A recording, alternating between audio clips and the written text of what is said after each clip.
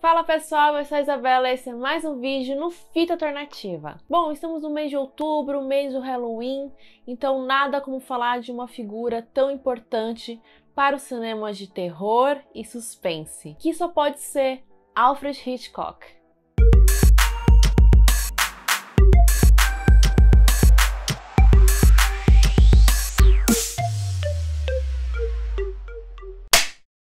Alfred Joseph Hitchcock nasceu no dia 13 de agosto de 1899. Hitchcock é visto até hoje como um dos maiores diretores que o cinema já teve. Conhecido como mestre do suspense, ele dirigiu 53 longas-metragens ao longo aí de 6 décadas de carreira. O Alfred Hitchcock teve uma infância bem rígida, né? Ficou bem conhecido como seu pai o tratava de uma forma até meio opressiva. Ele realmente passou por um sistema de educação bem rígido, seja na escola e também em casa. E transformou e colocou todos esses anseios nos seus filmes. Nas suas obras a gente consegue ver muito esses tipos de personagem e também o tom de todos os filmes do Hitchcock, principalmente aqueles de terror psicológico.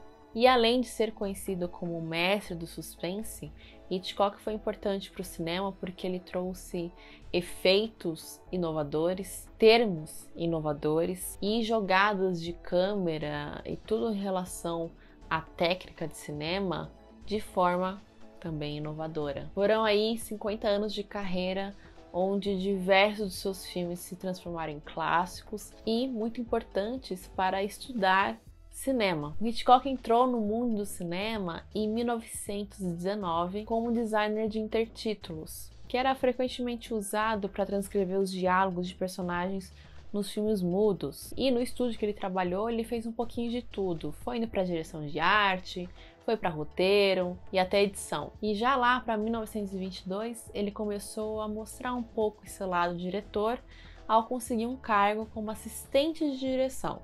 E no ano seguinte, em 23, Hitchcock atuou na co-direção do filme Always Tell Your Wife e colaborou no filme Miss Peabody, que foram suas primeiras experiências cinematográficas. E trabalhando no estúdio, ele conheceu a que seria sua futura esposa, a Alma Revell, que era roteirista e editora na época. Os dois começaram a colaborar em diversos projetos, se tornando aí uma dupla, né, em vários filmes do Hitchcock. E depois de um tempo, os dois trabalharam juntos na produtora do Michael Balcon. E foi nessa produtora que ele conseguiu, em 1925, mostrar o seu lado diretor em 3 filmes. Onde no filme The Lodger, A Story of the London Fog, ele marca o seu início no suspense, pois conta a história de uma família que desconfia que seu inquilino seja o Jack o Estripador. E todos esses filmes foram sucessos de crítica e de público. E aproveitando esse sucesso, né, o Hitchcock mudou de produtora e antes do final dos anos 20 ele já tinha dirigido 12 longas-metragens, incluindo Blackmail, de 1929, que é o primeiríssimo filme falado da Grã-Bretanha. E uma coisa que quando a gente pensa no Alfred Hitchcock é como ele tem um estilo muito dele, né? E o estilo já começou logo nos seus primeiros filmes. Quando a gente para analisar um pouquinho a vida do Hitchcock, né? Como eu comentei, ele teve uma infância muito rígida, né? Onde ele tinha muito medo e que isso transparece muito, né? Esse medo nos seus personagens. Além disso, na adolescência, o Hitchcock tinha como passar o seu tempo livre indo ao cinema, né, para ter essa bagagem cultural que ele tinha muito forte, mas também indo assistir casos criminais no tribunal. E o estilo hitchcockiano vem muito também dos movimentos de câmera muito específicos do diretor, além de abusar de diversos planos que sempre tentam aumentar a ansiedade e medo desses personagens. Com isso, eu separei aqui 5 características que são muito do cinema do Hitchcock.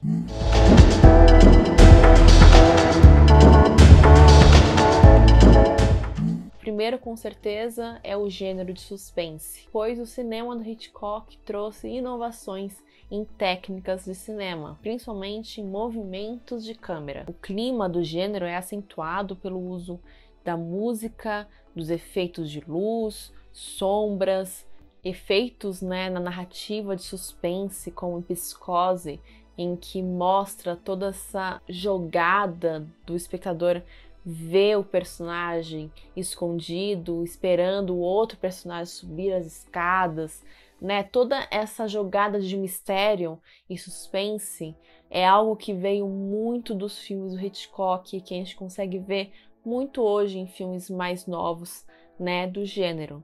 Já a segunda característica que eu quero destacar é como o Hitchcock usa a questão do vilão inocente.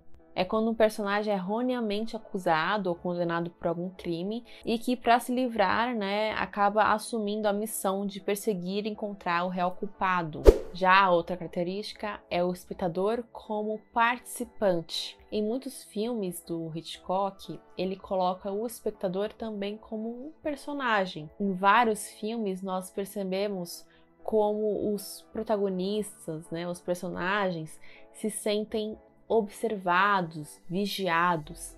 E quem está vigiando eles, na verdade, somos nós, os espectadores. E o estilo hitchcockiano deixa isso muito em evidência. A outra característica é a aparição do Hitchcock nos seus filmes. Assim, quem conhece o Hitchcock já espera, né, procurá-lo em algum momento, em alguma cena de seus filmes. E é uma coisa que ele faz desde lá atrás, quando ele começou a fazer um pouco de figuração nos seus filmes e que acabou se tornando a sua assinatura. Ele é visto em aparições bem breves, e para não distrair o público do enredo principal, no decorrer da sua obra, o diretor passou a aparecer logo lá no início dos filmes. E a última característica é o MacGuffin. É um conceito original nos filmes de Hitchcock que ele chamava qualquer objeto comum. O MacGuffin só servia para criar um objetivo para avançar na história sem que ela tenha muita importância no conteúdo. Ele começou a usar o MacGuffin lá em 1935 com o filme Os 39 Degraus. No filme, o MacGuffin é uma forma matemática ligada à construção de um motor de avião, e essa forma não existe no papel.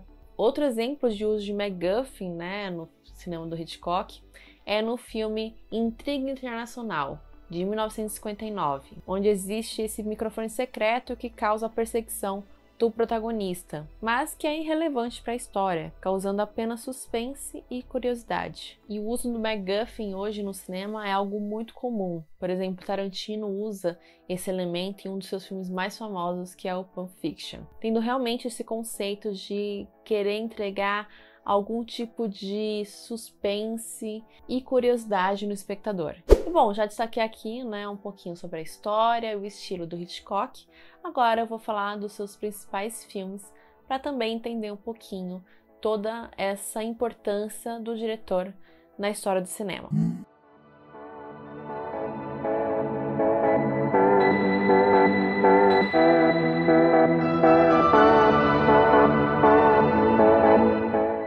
O primeiro que eu vou destacar é Rebecca, de 1940, que é o primeiro filme de Hitchcock em Hollywood e que realmente o consagrou nos Estados Unidos. Na trama, uma mulher sem nome casa-se com um renomado homem da sociedade, mas não imagina o tormento que a espera, pois o espírito de Rebecca, esposa falecida do senhor, parece não esmorecer. O longa foi indicado a 11 Oscars e marcou a vida do diretor quando ele ganhou a estatueta de melhor filme, ou seja, a maior categoria da premiação. O próximo é Festim Diabólico, de 1948. Esse eu acho uma obra obrigatória para qualquer fã de gênero de suspense. Festim Diabólico mostra a história de dois homens que cometem um assassinato, onde estrangulam o seu colega de quarto. Os dois então resolvem organizar uma festa para a família e os amigos da vítima, olha só, servindo refeições em uma mesa que na verdade é um baú que guarda o cadáver dele. O filme é o primeiro em cores do Hitchcock e que traz um plano sequência incrível, além de takes e diálogos super irônicos, né? O que coloca também o espectador na história, porque a gente sabe de tudo, então deixa tudo mais cômico e trágico. O próximo é Disque M para Matar, de 1953. Esse é um filme protagonizado pela musa Grace Kelly. No longa, um esposo vingativo tenta encomendar o assassinato da esposa infiel. Tudo vira um nó quando ela descobre e ele resolve armar para ela e ir para a prisão. O filme também traz esses movimentos de câmeras tão famosos do diretor e os jogos de luzes, tudo dando uma questão meio confusa para o filme, o que faz muito sentido para a narrativa. Ou seja, é um filme em que a parte técnica é muito rica e detalhista. O próximo é A Janela Indiscreta, de 1954, que é considerado por muitos a obra-prima de Hitchcock. O filme conta a história de um fotógrafo em quarentena por causa de um pé quebrado. E ele começa a observar os vizinhos pela janela e acredita ter testemunhado um feminicídio. Dessa forma, ele passa a tentar provar para os amigos, mas ninguém acredita nele. Uma das coisas que eu mais gosto de Janela Discreta, que eu já até comentei aqui, é como o espectador também é colocado como um personagem, que ele está vigiando também. E além disso, eu acho que traz uma das atuações mais memoráveis do astro daquela época, que era o James Stewart. Outro filme icônico e clássico do Hitchcock é Um Corpo que Cai, de 1953. Esse também protagonizado pelo James Stewart.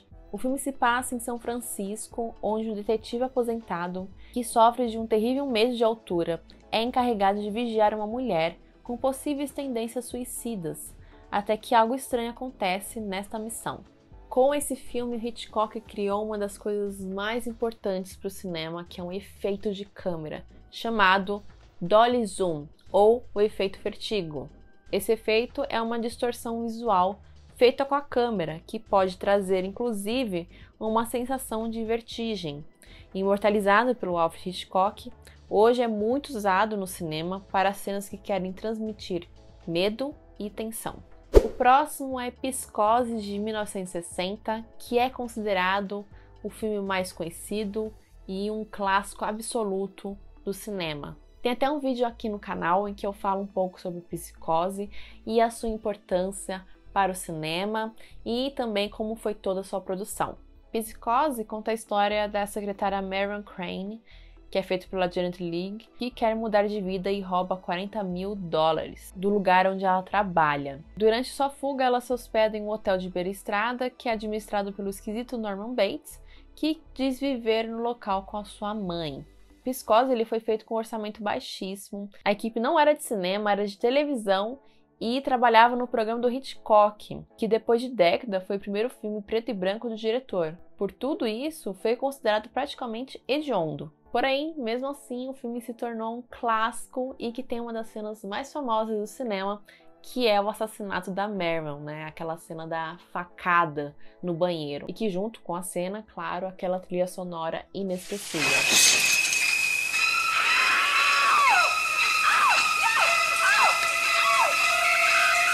O penúltimo filme é Os Pássaros, de 1963. Talvez o último clássico conhecido do Hitchcock. A história do filme se passa em uma cidade que começa de repente a acontecer fatos estranhos. Pássaros de todas as espécies passam a atacar a população, em número cada vez maior e com mais violência, deixando todos aterrorizados. O filme teve assim uma produção bem problemática, né? O Hitchcock era um cara muito problemático e a Tippi Hedren sofreu super nesse filme, mas ela protagoniza uma das personagens de suspense mais famosas do cinema. Além disso, a escolha de narrativa do filme é algo mais lento, com poucos diálogos e muito mais focado no visual. E o último filme que eu vou destacar é Bernie, de 1964, também protagonizado pela Tippi Hedren, onde um homem rico se casa com uma mulher cleptomaníaca e tenta ajudá-la a se recuperar da doença, na tentativa de restaurar a harmonia de seu casamento. É um filme com um elenco estelar, além da Tippi Hedren também tem o Sean Connery, que juntos fazem um filme que tem como ponto alto as atuações. Além disso, o filme tem música composta pelo Bernard Herrmann, que é o mesmo que fez Psicose, marcando o último das 7 criticamente aclamadas trilhas sonoras dos filmes do Hitchcock. E bom, gente, esse foi um pouquinho sobre a história de Alfred Hitchcock, que foi muito importante para o cinema, principalmente na parte técnica e de narrativa, porque ele trouxe muitas inovações. foi um diretor que não só fez filmes, mas também criou muita coisa que hoje é usado no cinema. E bom, gente, eu vou ficando por aqui. Muito obrigada por assistir o vídeo. Se você gostou, não esquece de curtir, de comentar e compartilhar com seus amigos. Se inscreva no canal, ativa o sininho para receber notificações de vídeos novos e vem conhecer minhas redes sociais, Facebook e Instagram do Filtro Alternativa, onde toda semana tem conteúdo de cinema e de série de TV. Aí se vê no próximo vídeo. Um grande beijo e tchau!